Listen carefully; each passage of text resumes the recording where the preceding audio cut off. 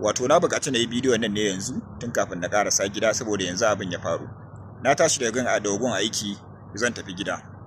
Ina cikin tafiya kawai wani naga wani ya faka da babbar motarsa a gabana. Na zo zan wuce ce min Ali da Allah ina da magana.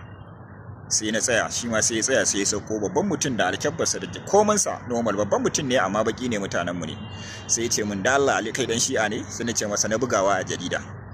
Na ce shi'ar ma ta jihadin ta mutuwar. Sai ce mutu da Allah ya haƙuri sai ya shiga motar shi wuce ya tafi. To akwai dalilin da yasa na ce masa ni dan shi'a ne nan take. Yanzu a lokacin da ya tambaye ni da na ce masa ni ba dan shi'a bane dan dariƙa ne ko kuma dan izala ne, na rantse da Allah ina ganin sai ya kai kusan minti 20 yana gaya maganganu. Kuma maganganun da zai gaya maka maganganu ne zai gaya maka na tsoro, na tura maka tsoro dan ka karaya akan abin da kake yi.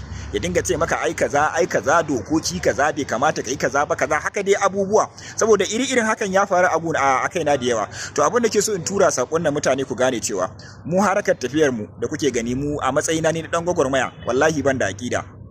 Ba ruwana ban da wai kai in dai kai musulmi ne ka amsa sunanka musulmi zan zo in haɗu da kai a harami in haɗu da kai a ɗakin Kaaba mu zo mu yi aikin haji tare da kai. Na rantsi da Allah baka da bambanci a tattare da ni. Ba ruwana da aqida. Kuma magana gwagwarmaya da muke yi da kuke gani ko na rantsi da Allah yau ko Najeriya ce take yin abin da Iran take yi wallahi za mu bar yaba wa Iran za mu koma Najeriya. A cikin kasashen Larabawa wannan ko su ne yau suke yin irin abin da Iran take yi na faranta mana rai na tsayawa akan addinin musulunci. Na rantsi da Allah za mu fito kai tsaye kullum ba mu da bidiyo in ba nasu ba. Idan ka ga mun ba mu kawo kasar ka ba ko ba mu kawo kasar da muke ciki ba to ka tabbatar da cewa ba sa yin irin abin da musulunci ya tanada ko kuma irin abin da ake yi na yan uwa musulmi. Ka gane ko? To shi yasa kawai mu ba mu da wani bangare a tattara kowa yake tafiya. Ai mu yan Najeriya ne.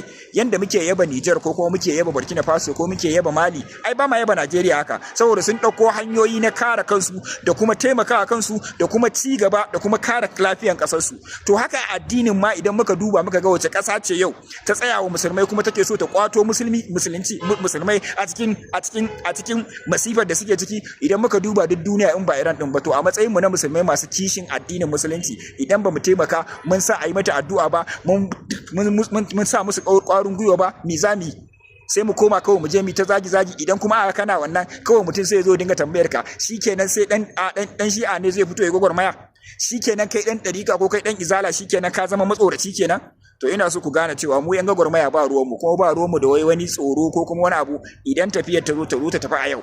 Ku ne matsorata ku kuke tunanin gobe mu wallahi ba ma tunanin gobe saboda masifar da muka gani mun tabbatar da ba za mu taɓa ganin irin ta yanzu ba. Bikafil na tura maka sakon nan ne na san zaka gani ba irin wanda zaka zo ka kurara bane ko kuma ka ce zaka kira a waya ko kuma ka sa masa wani tsoro a ransa babu wannan a ranmu. Tsoro mun riga mun bashi tun muna Najeriya. Ka gane ko har muka fito yawon duniya duk inda muka sa gaban mu katse gaba duk inda muka sa gaba wallahi haka muke tafiya ba ma tunanin gobe ko jibi saboda mun tabbatar duk abin da zai zo daga Allah ne kuma dan adam ko wani bai isa ya tsoratar da mu ko kuma ya hana mu abin da muke yi ba ƙarya ne wallahi.